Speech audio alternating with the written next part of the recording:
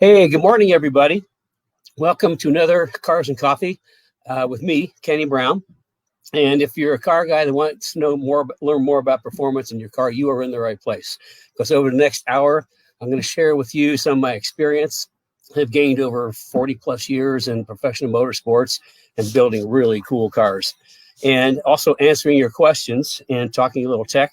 And on today's schedule, oh, by the way, this is episode 30. I just can't believe we're all the way up to episode 30. It doesn't seem that long ago where I just sat down in front of a phone and answered a few questions for some people. Certainly, we've grown a little bit. And if you're just joining us for the first time, welcome. Glad you could be with us. And it's worth, while you're here, it's worth joining the Speed Therapy Society. It's a great group of like-minded car people. And I strongly recommend it. Plus, there's a whole section, the resource section, that has a lot of good information. So today what we're going to talk about is, these all come from, basically the questions come from the Speed Therapy Society. And because I try to talk about what you want to learn about. And today what we're going to talk about on the tech side is the value of adding chassis support. I think there was some chatter. Somebody didn't understand why you needed chassis support. The benefits of adding caster. And we've got that also addresses a couple of questions we have. And for the show and tell, our caster plates, which are caster plus for SN95 and Fox, which again addresses the caster situation. And then of course, I'll take your questions live. If you got any questions, just go ahead and send them in. And I'll try to, if we have time, I'll try to answer if I can your questions live here on Saturday morning Cars and Coffee. Okay, so where should we start today? Oh, yeah, I forgot. Everybody knows Carrie gives me a little list to read from because I couldn't remember all this on my own. The big news is, by popular demand, so to speak, I'm doing a platform-specific workshop on Cobra/IRS, which is for 99 to 04 Cobras plus SN95 GTs that are converted to IRS. Plus, we have a whole new group of guys that are converting Fox Mustangs to IRS, which is really very cool. And I'm going to do this workshop. Basically, it's going to be, I built, starting back in 2001, I built some absolutely amazing Cobra and GT with IRS track cars, but for the CSR series. And I'm going to go through in the workshop and talk about how I created these cars, the philosophy behind it, the things you need to do, and if you want to create one of these really cool cars yourself, the steps you need to take. So it is going to be IRS specific because if you don't know it, we are the IRS guys in the aftermarket for 99 to 04 Cobras. I've got vast amount of experience in IRS cars way before 99 when the Mustang came out, all the way back to the 70s. Where I was doing like open wheel SCCA cars, Formula Fords, Formula Atlantics, and also back then the Triumphs, TR6s, Spitfires all had IRS. So it's something I was really familiar with when IRS first came out in 99. And we just, we've stuck with it. We still support 99 to 04 Cobras with chassis and suspension pieces. So that's going to be Wednesday evening at 7 p.m. Eastern time, this Wednesday the 14th. And to get into the workshop, you need to register. The reason you need to register because I decided to do this in a little different format than the Cars and Coffee. I'm going to use the same format that I use for the Speed Therapy Academy. And excuse me, this is like hay fever season. And you should heard me about an hour and a half ago. I couldn't hardly breathe. Anyway, we're going to do this kind of like I do the Speed Therapy Academy. It's going to be in Zoom. Which is a different platform than what we're using right now. But to get the Zoom link, you have to register, and then you'll get a Zoom link just before the workshop. So that's coming up. I'm pretty excited about it. And I know we got a whole lot of positive comments about that. Going down my list. Oh, my toolbox. If you're new and haven't been with us before, and kind of see this, let me get out of the way. This kind of like crusty old toolbox. That's my toolbox. It's been with me for over 4 years. And between that toolbox and myself, we have been to every major racetrack in North America and into Canada. So it's got history. I just can't get rid of it. It's just been with me so long. It's kind of like part of me. And I still use it every day. So that's kind of what makes me a little bit different than a lot of people in the aftermarket. Is I actually made my living out of that toolbox all the way up through the, I say, late 90s, when I just couldn't do work on the cars and run business. So I kind of had to go back and forth. But it's like I say, that's where I got my education. Okay, I'm going down my list that Carrie gave me.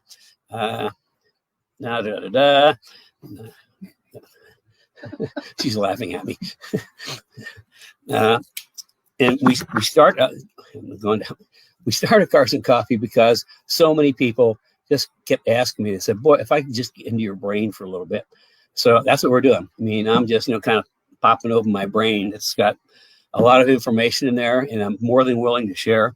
They say you can't take it with you, so I'm putting as much information out as I can, because if I can help you not to make a mistake that costs money or time or even a car, then that's a big value for me. So let's see, getting through page 1 on to page 2. Here this is stuff I always forget. If you're watching us on Facebook, be sure to give us a little thumbs up. And if you haven't been here before, we had some wrenches that were supposed to float up, but somehow they got overheated and they melted and they look like little hearts. So just pretend those are wrenches, but give us some thumbs up. That's really great to have, because it helps us spread the word and it makes me feel good. Look at the screen. You see the comments? Yeah, but I can't. I mean, I'm not. It says give Kenny some thumbs up, some wrenches. I'm going to help you out. Oh, Carrie's helping me out. Because things come up, but I'm not quite good enough to keep talking to you and read and understand everything. So anyway, now I've lost track of what I was doing again. Okay, and Facebook, we're Facebook Live, and not Facebook Live, YouTube Live. And this is episode 30. And if you like this and want to go back and see other episodes, they're all on there on Kenny Brown TV on YouTube.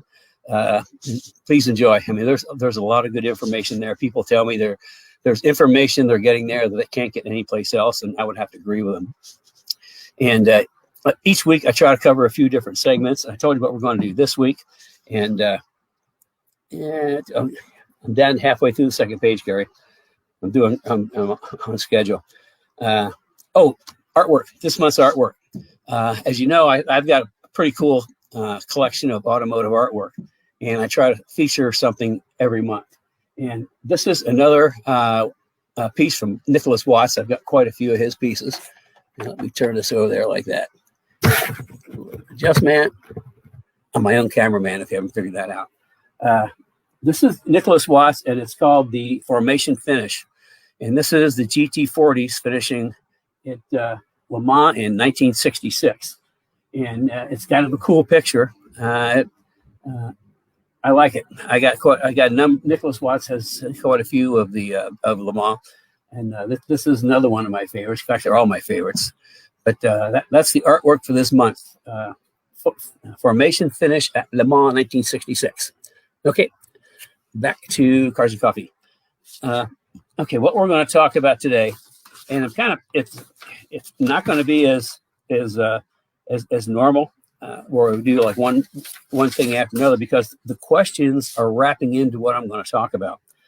And for that, I'm going to start with the questions.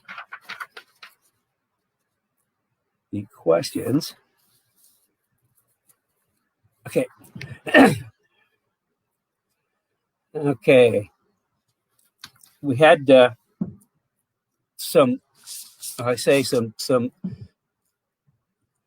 kind of people say didn't understand why they needed chassis support. And, why do you need chassis support heavily with the Fox and SN95s? It's primarily because they are unibody platforms, which means there's no frame. There's just a whole bunch of stamped steel pieces that are welded together. And they're good for production cars, but when you really start leaning on them, like the Foxes are almost like a tin can. You can almost twist them. And we started doing chassis support obviously in '86 with the Celine endurance cars, and then '87. But after that, when Mustang started showing up, a we started with, because I knew that the Fox was just really flimsy. And we even had people back then that would bring their cars in, and the floor was split right behind the driver's seat, like a great big split right through the floor, like somebody took a giant knife and smashed it. That's how much flex there is in the cars. So we wanted to address that. And, you know, one of the first things that we did was something we carried over from the race cars. Because we were doing endurance racing, you got to jack the car up a whole bunch and change tires and brakes and all things like that, but every 40 minutes or so. So what we did is we put jacking rails along the pinch weld on the 86 cars. And the SCCA thought that was like, that's a chassis device. It really wasn't, but I had to like hacksaw some little notches in it so it wouldn't be a continual piece. And go figure. In 87, they didn't bother us at all. But anyway, we carried that over to the aftermarket because, you know, especially when your car's lowered, it's such a pain to kind of crawl down, stick the jack under there, make sure you get the right spot, and all of a sudden you slip and you're jacking the floor up. I'm sure a few of you experienced that. So jacking rails was one of the first things we did. And so I can get this all falling over. And this was the jacking rail we've got. I can't go any further. This is for the Fox, the S197, and believe it or not, Gen 1 Mustangs. This fits all three of those cars. And it just stitch welds right underneath the pinch weld, so you can put the jack anywhere along here. And then when you have the car up in the air, put the jack stands under the end. So it's completely, the jack stands are completely out of the way. And somebody asked a question that, where you know to jack up the car? Well, I've got a real simple solution. You need to kind of experiment a little bit, get somewhere in the middle and kind of jack the car up in a couple of different spots until you jack it up. Both wheels come off at the same time. That's kind of like the middle point. We take just a little piece of tape or something just to right along the rocker panel, just to indicate where that jacking point is.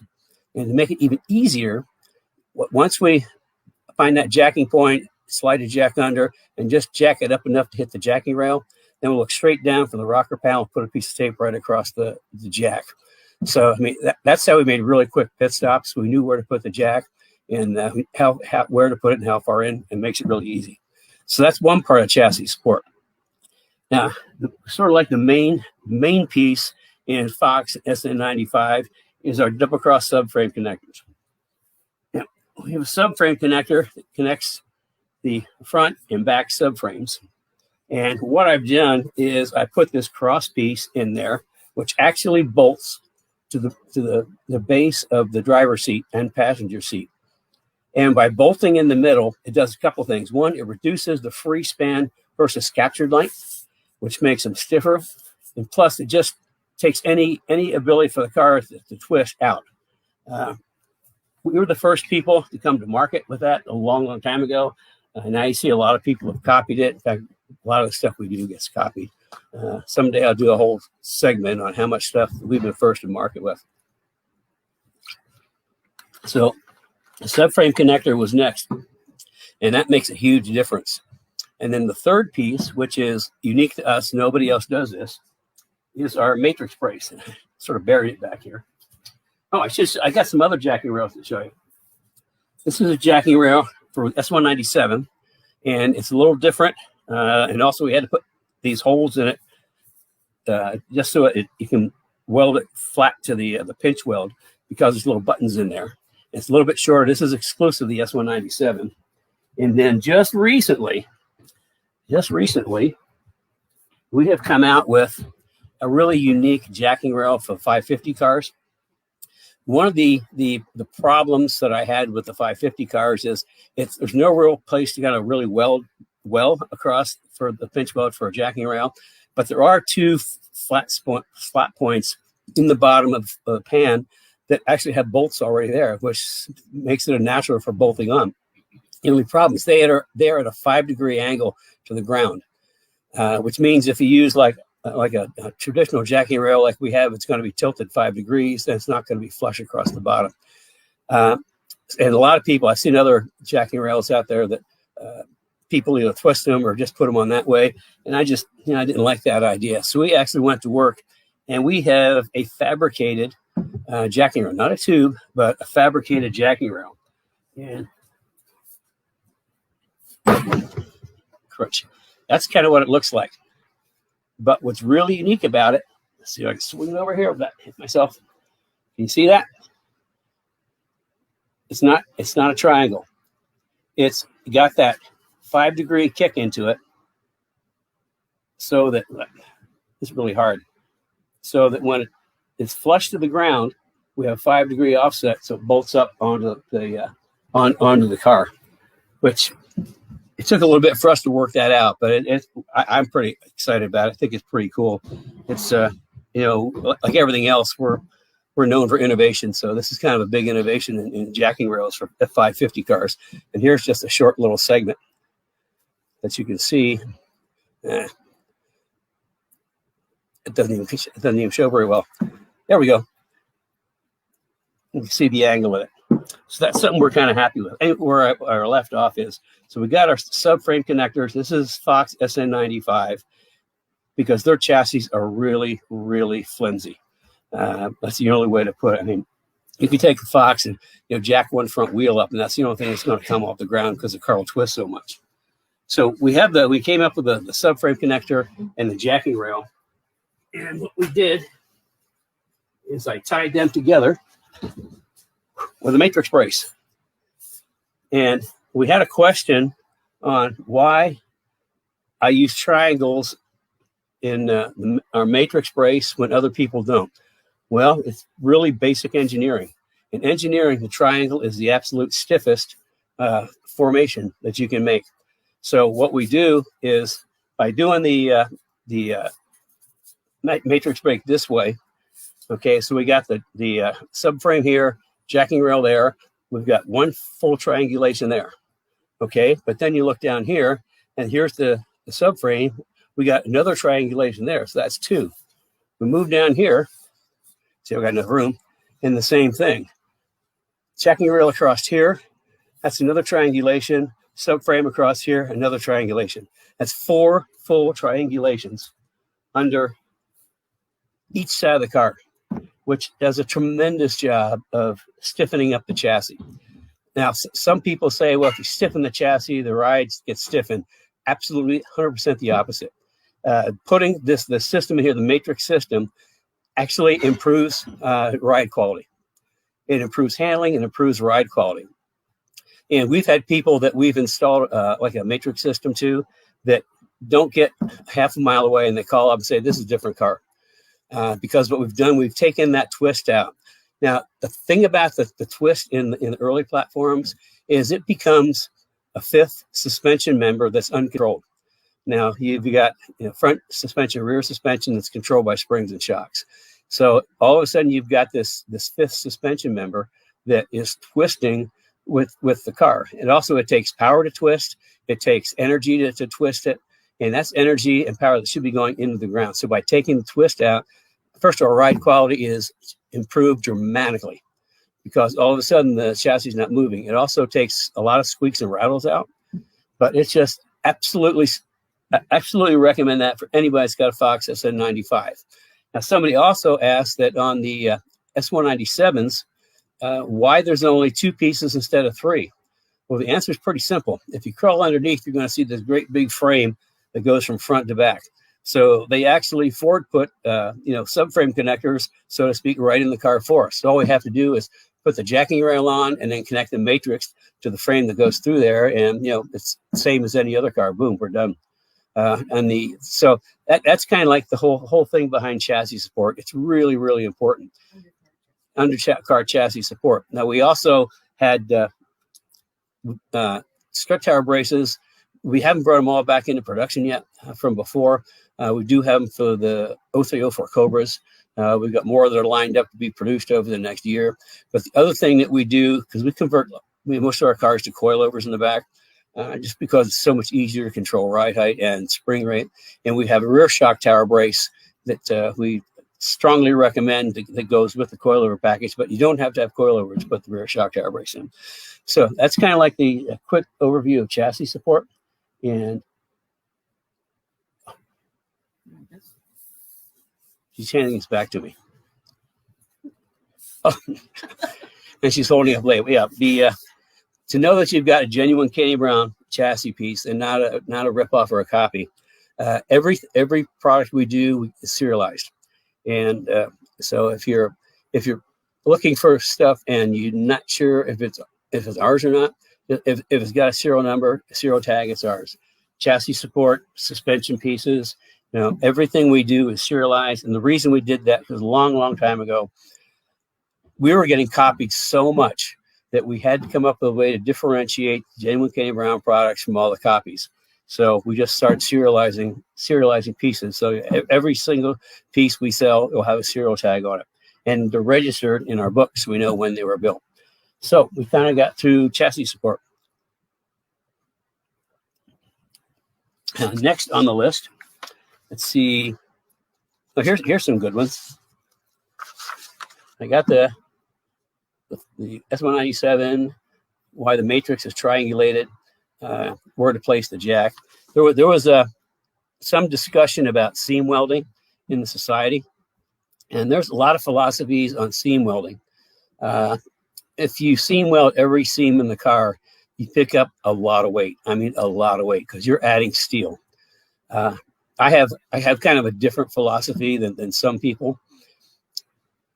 The way I look at it, if you're building a race car, you've got a cage. And if this cage is designed correctly, that's rigid. I mean, that's rigid as it can be.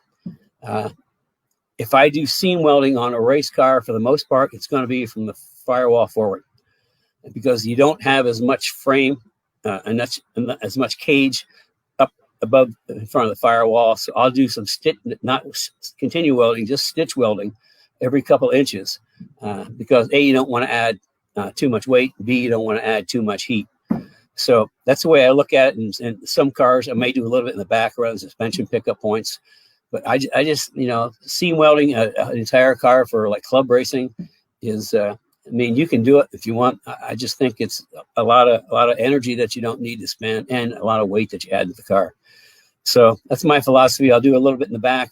If there's something that looks obvious, like the welds aren't that good, we'll do that, but mostly focus on firewall forward for seam welding. Okay, well, I'm just clicking right through this stuff today.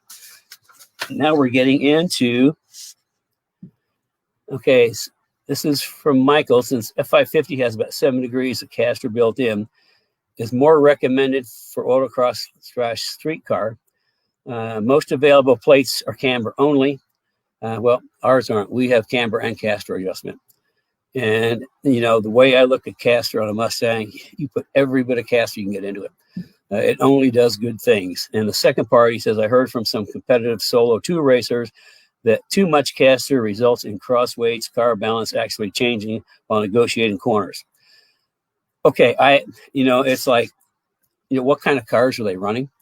Number one. And secondly, I've never really heard that. As far as I'm concerned, I want every bit of caster in there to take for a number of reasons. First of all, high-speed stability. The more caster it's in there, the straighter, truer, and better it feels at high speed down the straightaway. Secondly, what adding caster does is it increases camber gain in turns. What do I mean by that? Well, as you turn the wheel with a lot of caster, the outside tire, will start to gain negative camber. The inside tire will gain positive camber. So as you go through a corner, your tires are going like this, which only makes sense to get more camber on the outside and more and less negative or positive camber on the inside. So that's that's one of the advantages of caster. The other is it actually helps in anodive a little bit. The guys that are in our Speed Therapy Academy know what I'm talking about, because we went through the whole geometry, the front of my front grip kit for S197s, and how that all the things that caster impacts in a good way. So I mean, it's the more caster, the better. I just run every bit there is. Like I say, S197 and 550 cars, we have caster and camber adjustment. But for Fox SN95, I took a little bit different approach. Because we were using caster camber plates, all I ever did was put in maximum caster. So I started thinking about it, and what I ended up doing is creating a product called Caster Plus. Now, what it is, it's a camber plate, and the only adjustment is camber. The reason for that is we move the top of the strut back as far as it will go. And by not having it caster adjustable, but having the caster fixed, we pick up, in some cars, more than a half a degree of caster. So, having it fixed, that's one less thing to adjust. Plus, we're picking up more caster with Caster Plus. And so the only thing we have left to adjust is the camber. Now, I've got kind of a cool little trick for people that do track days, street driving, and drive to the track. What I think what I recommend is, see if you can see this, is you go to your alignment shop and you get your, here we go, you get your car aligned and you make a little mark where the bolts are on your camber plate or the strut tower, anywhere you can see that you can line up those bolts. When you go to the track, you just drop them down, you put all the camber in, it'll take. And from there, then you just kind of work backwards based off your tire temperatures to get the right camber you need for that track in that day. And then when you're all done, you just loosen it up and put it right back and line the marks up, and boom, you're right back to a street alignment and don't even have to do anything. Don't have to go to the alignment shop. So that's kind of a little trick that I tell everybody to do. It just makes life so much easier. Okay, now Ray asks if 2.5 degrees negative is too aggressive for the street. Simple answer, yes. Street driving, you should be around a degree negative, no more than 1.25 degrees. But he says that I'm wearing the outer edge of my tires in autocross, and I'm at -2 degrees right now. Okay, a couple of things. I mean, if you can go to -2.5, try that, number one. Secondly, if you're at max caster or max camber and you're chewing up the outside of the tires, here's why that's happening. The Mustang has what's called, the Fierce strut has what's called a positive roll suspension. What I mean by that is as the car rolls, the camber on the tire goes positive, which is not a good thing, which is why we start out with negative camber. So as it rolls and it goes positive, and we got all the tire on the ground. Now, if you got all the tire on there and you're wearing at the outside edge, the thing that I would look at is spring rate, because the car is rolling too much. You need to put more spring in the car so the car doesn't roll as much, so that actually it'll handle better. The more spring you put in the Mustang, the better they handle anyway. So if you've got all the negative camber there is, and you're still tearing up the outside of the tire, then you need to look at spring rate. And if you have any questions about that, get a hold of Kerry or Rich. Set up one of my 15-minute consults, and I'll talk you through that and see if I can come up with a solution. But if you've got all the camber it'll take, and you're still chewing up the outside, it's not enough spring rate. And if you run 2.5 degrees negative on the street, then you're going to chew up the inside of the tires. So there's kind of like a balance to get to. And then again, the old trick on the camber adjustment, just, you have to work with it. If you get more spring rate, you might not need as much camber, or you get a little more spring rate, and then the 2 degrees camber works just fine. So that's the thing. If it's do it, you got not enough spring rate, the car's rolling too much. You have to control that. So that takes care of Ray. Oh, and Steve wanted to know if positive caster also helps turn in. Response: absolutely. In a couple of different ways. One, like I said before, you're getting negative camber gain with more caster. And again, like there's a relationship between caster and anti-dive in the front. And I won't go into that now because that's something we talk about in the geometry class in the Speed Therapy Academy. But I'll just tell you, it does have an impact on anti-dive. And anti-dive not only helps in braking, but it helps in turning. That's why in the Y97 cars with the front grip kit, that's why they turn like on a dime. They're really crisp because I've got anti-dive, I've got a roll center up, I got camber gain. And also on the S197, on the front grip kits, I actually move the ball joint forward to get even more caster. So you can tell I'm in love with caster on Mustangs. So like I say, you can't run too much caster, and if it's not even side to side, really don't worry about it. I don't think it's going to make a difference. So there we go, caster, camber, too much caster, preset caster. Oh, there was also some questions about alignment specs and toe.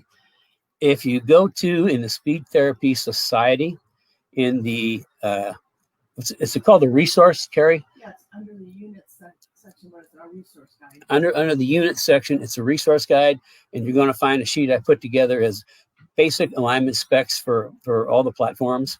And certainly, I mean, that's a starting point. Every car is different, so you want to work, but that's a place to start. So performance alignment specs. Performance alignment specs. Okay, I've been corrected. And there was a question about toe. All I run the front of a Mustang is toe in or toe out. Not a lot, but just a little, like a 16th of an inch total toe out. And what toe out does is it actually, again, helps turn in. One of the problems of a Mustang with stock suspension and stock springs and shocks is the really fast and straight line, but stopping and turning is kind of like their weak point. That's why I re-engineered the whole suspension just to get away with that. So my cars brake late and they just turn crisp. I think Wendy sent in a note a couple weeks ago. She said that when she turns the wheel, it's like the car pivots. And that's what I wanted. I want to get that turn in and rotate really fast. So the caster is a good part of that. Caster and anodive. Okay, carries up with a note. Okay. I just chuckle at this. You took it away too soon. It's just, yeah, if you're just joining us, I'm Kenny Brown. This is Cars and Coffee, where I'm trying to share with you some extensive experience, background, and knowledge in professional motorsports and building really great street cars and track cars and championship winning race cars. So I've got through that part. I think I almost got through most of it. Let's see, what did I miss? By golly, Carrie, I think I got through just about everything. Talk about the workshop again. Okay, she said, talk about the workshop again. Ask the question. Oh, questions. Send in some questions. Obviously, we're going to have a little bit of time to answer questions, so please send in some questions, and I'll try to do it live. I'm just going back over my notes to make sure I didn't miss something. But I must have been talking too fast this week. Speed Therapy Society, join the Speed Therapy Society, the artwork, thumbs up and heart-shaped wrenches, and also on YouTube, if you can sign up for the channel on YouTube, and there's a little bell, hit the bell, and that way you'll get notifications when we're going to do something live.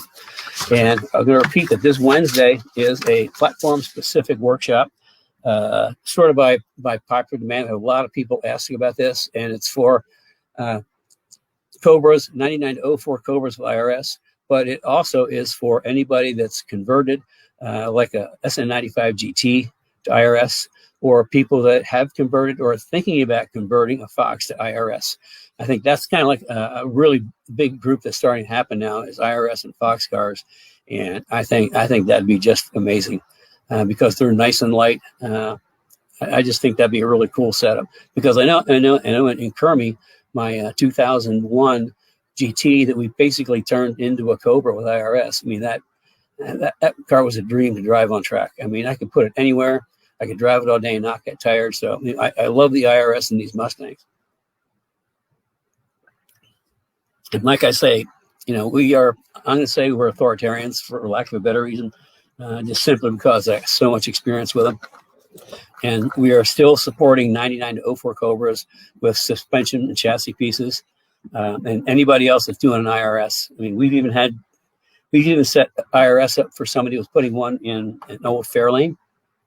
So, I mean, it's just not, IRS isn't exclusive for just 99-04 Cobras. I mean, it can go a lot of different places.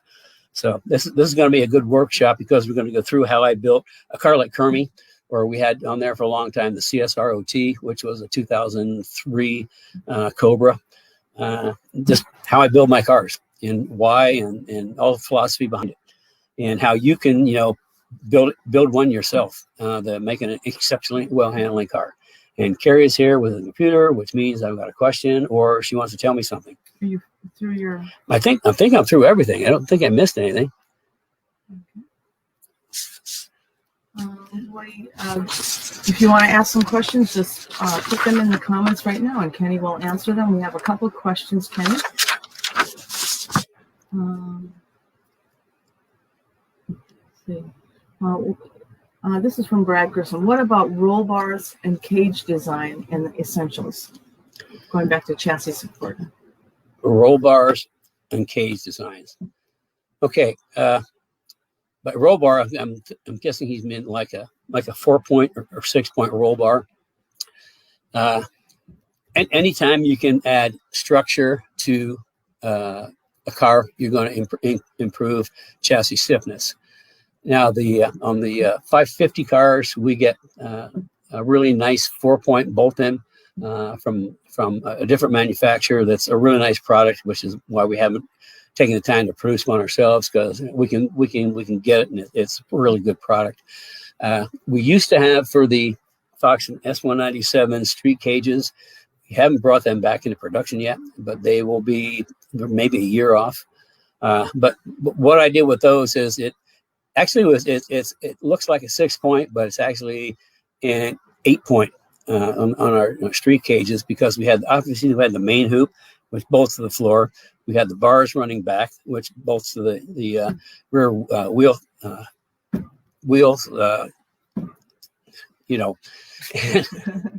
and then we also had a low bar that ran up forward from the main hoop along the rear low and bolted into the floor up by your feet, which would add additional chassis support in the middle.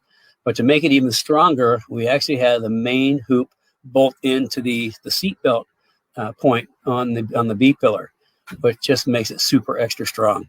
So adding a roll bar, really, it does improve chassis support. And a cage, if you've got a well-designed cage, the car's gonna be pretty rigid. If you've ever in the Speed Therapy Academy, we went through a bunch of like race car cage designs, and you take the skin off some of these race cars, and all it is tubes and triangles. Get that? Tubes and triangles, lots and lots of triangles, to make those chassis as stiff as possible, because they don't want anything to interfere with the suspension. They want the suspension to work by itself. So, okay, I have a couple of comments. But first, I want to tell you a couple of our long-term people that are here every week that I see that have made comments. So if you're here and you haven't made a comment, I can't see your name. But Andrew Fox is always here. Dave Robinson always shows up from, today it's sunny Niagara. Sunny Niagara. On the Canada side. We also have Brad Grissom. Dell Hughes is always here too. He's from Broken Arrow, Oklahoma. I'm not sure if it's cloudy or sunny there, Dale. We also have Fred Francher. He is always here. I don't think he's missed an episode, nor all these people. I think they're here every week. Brian West is always here. And Brian is in our academy. Yeah, Brian's in the academy. The other name of somebody that sees Mike Charles is here. Yeah. Is that called? Yeah, Mike is our Celine guy. Mike is really dedicated to the Celine dynasty or legacy, however you want to put it.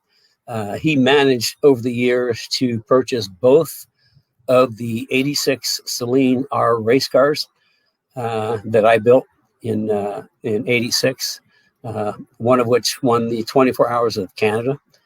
It was actually the backup car won the 24 Hours of Canada in the GT class, because primary car got crashed about 4 in the morning and it was unrepairable. So the second car was actually, I think, either 3rd or 4th place, and Desiree and Lisa were driving that car, and it was actually wounded. We could only do not even quite 30 minutes on a tank of gas. We worked through strategy and driver changes, and we actually got it to the front and won the race, which was a big deal. Anyway, he's got both of those cars, and when we first got him, he brought them by. It was really heartwarming to see those cars again. And then he also has come up. He also scored the sort of like the body in yellow, let's call it, the yellow and white, of the number 9 87 Celine car. And the 87 cars, as some of you may know, is we sort of dominated it was Escort Endurance Series, Pro Endurance Series back then. It evolved into World Challenge today, but that was all endurance races. I mean, I think the shortest race we did was 6 hours. There's some 24-hour races, 12-hour races. But anyway, we with the Celine cars, we just made a clean sweep in '87, driver championship, manufacturers cup, tire manufacturer championship, and team championship. So we just killed it. It wasn't easy. We had, we really worked tough. In fact, I went from pretty much beginning of April, end of March, through Halloween, which is, October 31st. That was the last race at Sebring, a 12-hour race. And I only had one day off. The rest of it's like, a 14-hour day would be considered a short day. But, man, if you want to win championships, I mean, it takes more than a total commitment. And we were committed. I knew we had the stuff to do that. Win a championship. Winning all four was just kind of like just a big bonus for me. But anyway, he's got the number 9 car, and he's putting that back together. And I got a big bonus for him. We were cleaning out one of our storage units, and I found 10 of the Ron L 3-piece 4-lug wheels from the '86 Celine cars. So he's going to be able to put the actual wheels on those cars that they had when we raced in '86. So that's kind of cool. That's really cool. That is awesome. Okay, we have Ernie Abercrombie. Ernie, it's great to see you. We haven't heard from you for a while. So call me sometime. Ernie has a question. How do you raise your ride height with H&R coilovers toward the top? It says toward the top lowers or raises ride height. Does that make sense? Let me read it again. I don't think I read it well. How do you raise your ride height with H&R coilovers? Toward the top lowers or raises ride height? Ride height's pretty easy. It's adjustable. On the shocks are threaded on the front. So all you have to do is turn the spring perch up or down to adjust ride height. In the back, there's an adjuster. It's a spring on axle, and there's an adjuster on the axle. All you have to do is adjust that up or down to get the ride height. And a lot of people ask me about what's the ride height to set on a car. A good rule of thumb is ride height has a lot to do with all my suspensions are engineered around an inch and a half lower. The car being lower an inch and a half for the geometry. But looking at the ride height is like if you can put 2 fingers between the top of the tire and the fender, that should be pretty close. A lot of the tires we run are like 26-inch diameter, which means we're running if 26 and a half, then we're running 27 to 27 and a half, somewhere in there ride height, just depending on the car and the tires. So the rule of thumb is you just you can look up the diameter of your tires, and you want to add at least an inch or so. And if you can get 2 fingers between the tire and the fender lip, that should be right. And then you just stand back and look at it. That's how I adjust ride height. I set it up kind of like that, and I'll stand back and look at it and go, okay, do I like that? No, I think let's put that up a little bit, put that down a little bit. So that's kind of my scientific method of adjusting ride height. Okay, Brian West has a comment related back to caster. On a question of too much caster for autocross, is it possible because so much lock is used due to the tight corners? I don't know if I have a good answer for that. He says if too much caster, if there's too much lock, man, I mean, I don't know. I haven't done autocrossing in maybe 50 years. You probably need to go so you can offer some. But I mean, I just want caster. I mean, I want that camber game. I mean, if you're turning it like lock, then the caster is going to give you just maximum camber gain, negative camber gain, which to me, that's what makes the car go around the corner. So I just don't know. I don't have a good answer because, I didn't know that people actually turn full lock on autocross. I know in some cars like the GT500s, that'd be tough because they got rack limiters, so the tires don't rub. So I don't know. I don't have a good answer. I would say I just like tons and tons of caster. Okay. Ernie has another question related to the same H&R question. So if you thread it down to the middle, it should raise the ride height. No. This is down is down and up is up. So if you thread the adjuster down, you're going to lower the car. If you thread the adjuster up, you're going to raise the car. So down is down and up is up. And he says this is for street driving, not the track. For street driving, I mean, yeah, you get the ride height I talked about. You know, like street driving and track driving, the ride height's about the same. Although if you live in an area with a lot of bumps and undulations, you might want to add just a little bit to the ride height. But no, you just crank them up to go up and crank them down to go down. Ernie's in the Detroit area. Oh, you're in Detroit area. Yeah, you got wonderful streets up there. Yeah, I know. I used to be in Detroit. Like, this is like before my health stuff. I was in Detroit like all the time. It seemed like either in Dearborn or Livonia or Troy. That seemed to be the three places I was in the most. The roads were crappy. And the roads are crappy. So Tony Cavalerio, Tony, I butchered your name. So anyway, Tony has a question. I switched my 03 Cobra to live axle for drag racing. I've been thinking about building it into an open track car. Think it's a good platform, or should I use an S550? I think it just boils down to what you want and what your budget is. I mean, switching it back to an IRS with our suspension pieces, it makes a great track car. The 550s are a wonderful car all on its own. It's kind of like with every new generation of Mustang, we have to do less and less to make it work good. Like we had to do a ton to the Foxes. We still had to do a ton to the SN95. Then the IRS came out, and that made it really cool. S197s, because it was a stiffer platform and had a real 3-link in the back that I could work with and made geometry easy. And then the fact that the front control arms were parallel to center line, that just made the geometry easy there. So that got better. And the 550 cars are, because they've got an IRS, they're super rigid. You just have to have a rigid car for IRS. And they've got a pretty good suspension. I haven't done any work on the suspension because at this stage, we've got a really good spring and shock package. And, with the Jersey single adjustables, I mean, the car it just turns. I mean, it just turns. And then the IRS is pretty good, but I strongly recommend if you have a 550 that you do not turn all the nanny helpers off, because I've seen a lot of 550s that back into the guardrail because they turned all the nannies off, and they didn't have enough muscle memory or driving skill to catch it, and boom, away they go. I've seen it happen more than once. So I mean, you turn traction control off. But I think there's 3 stages. The very last one you don't want to turn off in a 550, but they make a pretty good track car. They're really fast. I mean, the newer ones, they come with 460 horsepower, the 18 to 20s. So, I mean, it's just your choice. The SN95 is lighter, and you can make those really quick. The 550 will probably be faster because it's got a lot more power and it's got a more sophisticated suspension, but just your choice.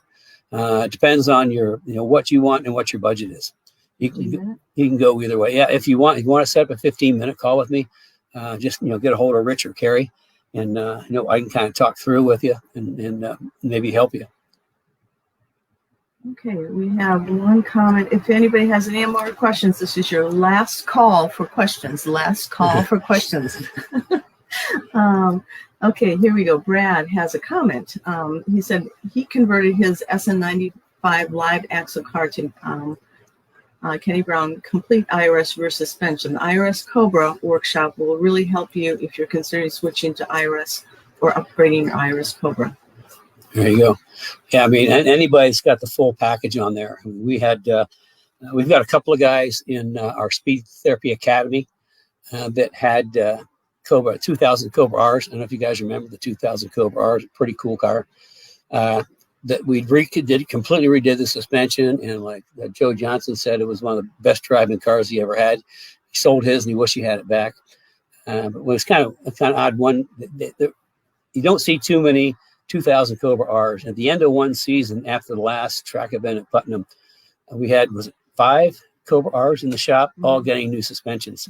So, I mean, that was one time. Yeah. I went at the same time. Yeah. Five Cobra R's in the shop at the same time, all getting new suspensions. So that was kind of cool. We got some pictures around somewhere too. Yeah.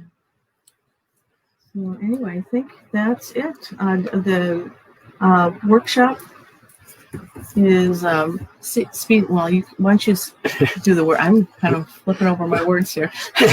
You're doing to me. Yeah.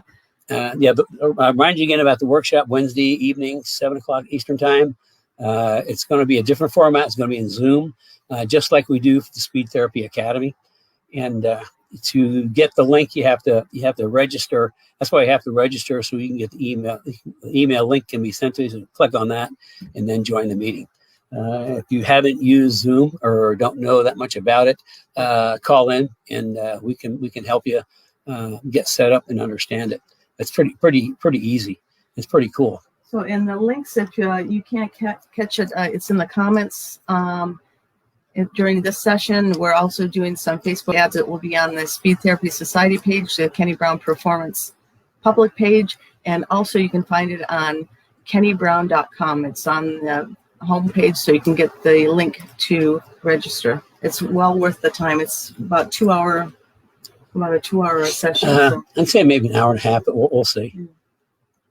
But yeah, I mean, it's even if you don't have an IRS car, I mean, it'd be good to listen because I mean, I've got a specific philosophy on building cars, and anybody that's ever driven one of my cars has been knocked out. I mean, they just drive. It's because I love driving, and I build the car for myself because I just love a good handling driving car. And it seems like what I do is everybody else appreciates. I'm doing a carry. Everybody else appreciates it too because they're just amazing cars to drive. So you can learn a little bit about my car building philosophy. So with no more comments and questions, my asthma and hay fever are starting to catch up with me. I'm really happy I made it through this far. Like I said, if you guys seen me a couple hours ago, it was like I was talking underwater and coughing. So I made a big recovery and just in the nick of time. So we'll either see you Wednesday night at the workshop, or we will see you next Saturday morning. And please send in some questions you want answers to, because like I say, I craft what I talk about on Saturdays around what you're interested in learning about. So, I mean, we've covered a lot over the last 30 weeks, but there's still more to cover. So send in what you want to learn about, and I'll see what I can do to answer your questions. So with that, have a good rest of the weekend. I hope it's sunny where you are. It's not sunny here. It's overcast and dismal, but that's okay. It's not freezing. Although if it did freeze, I'd be happy because it'll kill all the pollen. So, but anyway, have a good weekend, everybody, and we'll either see you Wednesday night or next Saturday.